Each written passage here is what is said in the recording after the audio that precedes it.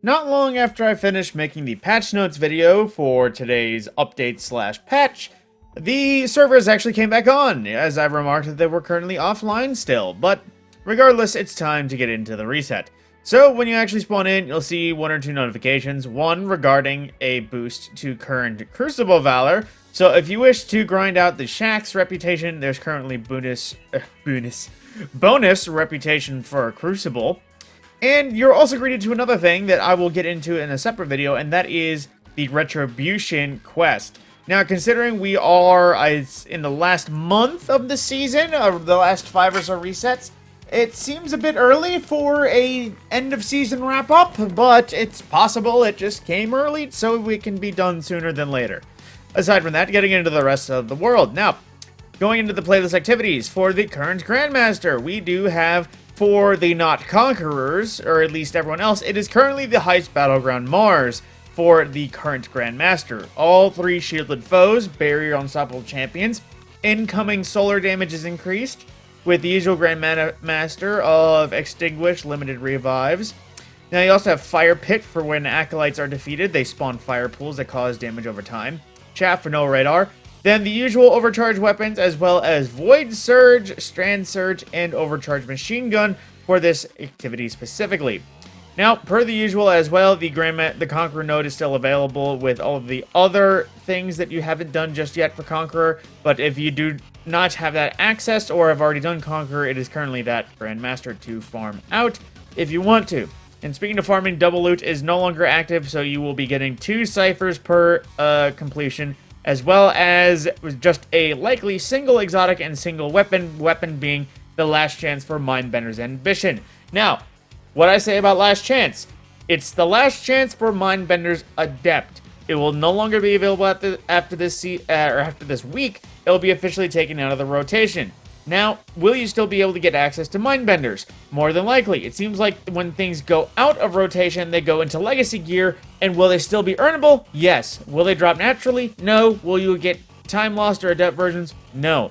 So you can still get access to it, it's just not dropping naturally. It takes a little bit more effort to get your hands on it, considering it's an extra engram, in addition to, I think, extra currency in general to spawn them. Yeah, it's a lot more expensive to spawn them out of Legacy, with double the Glimmer and, the same amount of shards. But it's still more expensive in general, so there is that. Then, nothing new in Gambit as per the usual, because Gambit is Gambit. And in terms of Crucible, aside from the rotators, they also brought back the, from Allegedly, they did bring back the social playlist that's more control-based.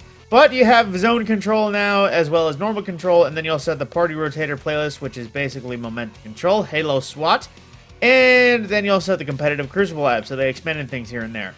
Now, there is going to be one more Iron Banner. It's possible it's next week. I forget for certain, but it's definitely up and coming. But for now, we'll still have trials in the meantime.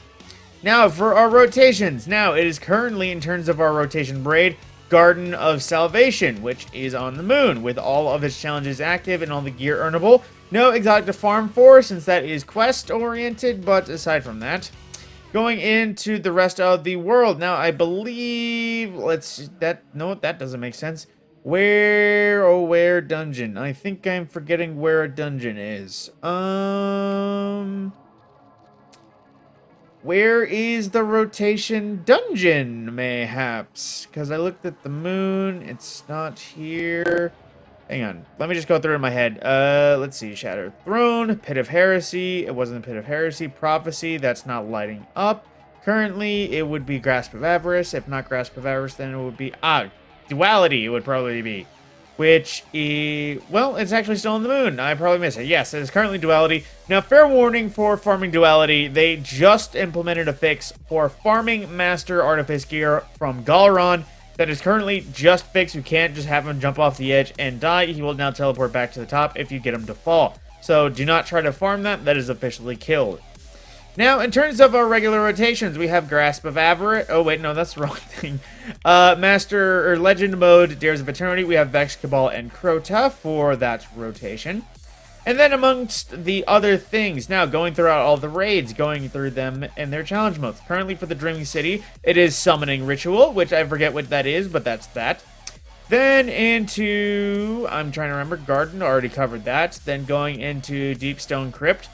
Currently for Deepstone Crypt, the challenge is currently of all trades, which is a tracks challenge. What does that mean? It means that every person has to do every role at least once in the 6 phases. It is a bit chaotic.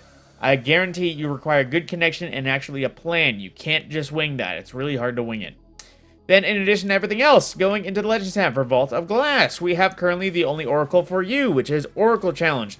Basically, you cannot damage or kill the same Oracle more than once in a pattern. What that means, you set every person on a unique set of 1 or 2 oracles, and then once a wave goes by, everyone has broken the according oracles, you do a rotation, everyone shifts position, and kill the oracles.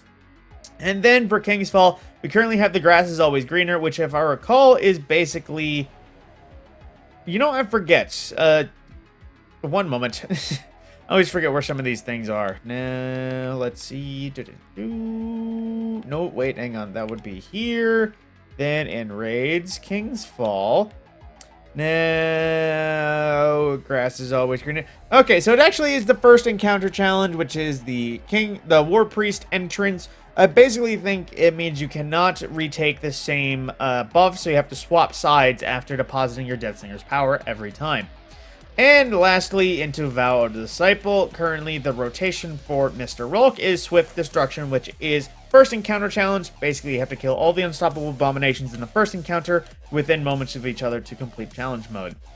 Then into Seasonal. Now, for the Helm, basically, it is rotating as regular Defiant Battlegrounds. Then we also have the EDZ Battlegrounds again, which I believe the 3-week rotation has finished.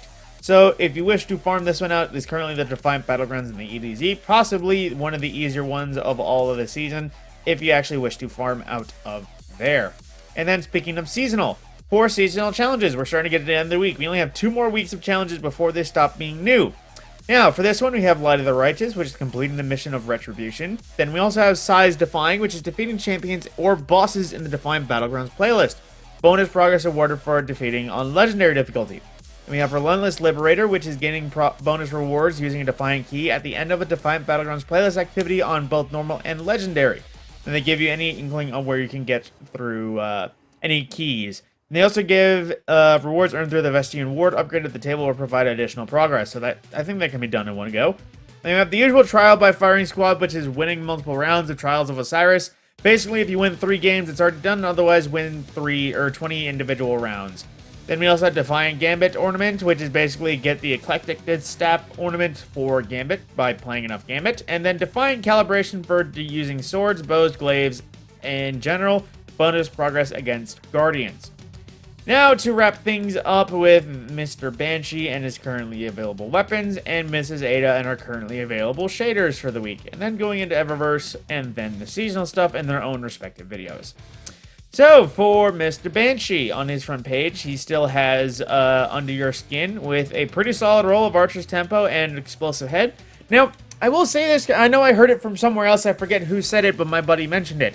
Because we'll be able to do manual deep sighting, if there's any guns that appear here that is something craftable but is no longer accessible, in this case, Under Your Skin, that doesn't drop naturally, same with Judgment of Kel'Garath, when you can manually initiate a deep sight on a weapon, as long as it's capable, you'll be able to take these, put 5 of them in your vault, and manually do each one and obtain patterns for those. So if you see things appear in the gunsmith that you do not have access to crafting, but need it crafted, go ahead and do that. And speaking of Judgment of Kel'Garath, definitely recommend this aggressive frame glaive. Definitely really handy going through the Legendary campaign, especially a version that had Genesis. So if you can get that with Genesis, approved. Then we also have Legal Action 2, which, I'm not gonna lie, is a very good feeling high impact frame kinetic pulse rifle, except it is lacking of the Hake origin trait and also lacking any decent perks. I have one that's Surplus Rampage. I use it in Crucible here or there, and it's super smooth. Killing Wind might be great, but Thresh is not. We also have the 7th Seraph Sidearm, which is a lightweight avoid sidearm, which, I mean, unfortunately, it's a sidearm. What else do you want me to say? Then, for the respective classes, you have the class swords, which, if you want Crown Splitter in its void form, I would recommend picking this one up. While the roll itself is annoying, Crown Splitter has officially been changed to solar damage for some reason. I don't know if that's Bungie forgetting what it originally was, or they just wanted to change its damage type because they just wanted to change it. So if you want to get the old swords as they were, minus an origin trait or a new set of perks, get them while you can from Bungie, or from Banshee. Then in his main stock, we have Aru Vandal FR6, a stasis high-impact frame fusion rifle. Not the greatest set of perks, but it's still pretty solid either way. Then we also have the 7-star officer revolver with Ambitious Assassin and Redirection. And I'm not going to lie, Redirection, it's never been good. This is one of those perks that it could have stayed on the crypt weapons and I would have preferred it. I don't know if it's still worth it nowadays. They'd had to take a really major buff to be worth it. We have Ogma PR6, a lightweight frame Amalon pulse rifle. Not craftable, but it's still a solid set of rolls. Turnabout is actually seeing a lot more use personally because I started using Graviton Lance a little bit more. But this could probably be a decent enough crucible roll. It's a Guardian using their break the combatant or a Guardian break the... okay, it will only be Guardians either super, so not that great in crucible. You have Hand in Hand, which is a shotgun arc aggressive frame. Forged by Mr. Devrum. Now, dual loader cascade point. That actually might not be that bad. I think this could be the closest thing to a slam fire aggressive frame. So we'll have to see. Bear with me on that. And we have Memory Interdict, which is an adaptive frame void grenade launcher. Not the greatest set of perks, I'm not going to lie, in terms of damage, but it could find a way in the Crucible somehow. And we have Taipan 4FR, which is, I'm not even going to mention, that's the worst roll I think I've ever seen. But again, it is craftable. Get your hands on the craftable version if you so wish and so desire it, and it will be 1,000 times better crafted. Now to head downstairs to visit Ada. Alright, and visiting Mrs. Izanagi for the current available shaders. One that I wholly recommend, Genotype Null 0. This one was rare back in the day because it was only available from Escalation Protocol. Now, per the usual, when it comes to my armor, Root of Nightmares does not give it justice, but everything else does. It's essentially a carbon fiber look with a solid metallic orange look to it. Its glows give it a little yellow bit of a shade, sadly not orange, but I would recommend this on any guns, any gear, any armor, except maybe Root of Nightmares. Then you also have the Echoes of Io Worn, which is one of those original green shaders. It's a basic color scheme meant to go, basically it's Io camouflage from way back when, but not really that applicable elsewhere. And then we also have the War Cult scheme from Season of the Warmind, which it doesn't look half bad on just the Root of Nightmares gear. I actually kind of like the vibe it's going for, but in terms of all the other gear, it looks really out of place and backwards. Which, in terms of weapons, I actually kind of like how that turned out, but in most average gear, then it's just, well, unfortunately, in terms of the helmet, it just makes it look like its original version. So, with that, my name is Matt Scorpion, this has been The Reset, and stay tuned for the Eververse and seasonal ending in case you need me to fulfill your requirements as opposed to just going to find it out yourself. That, I will see you in the next video.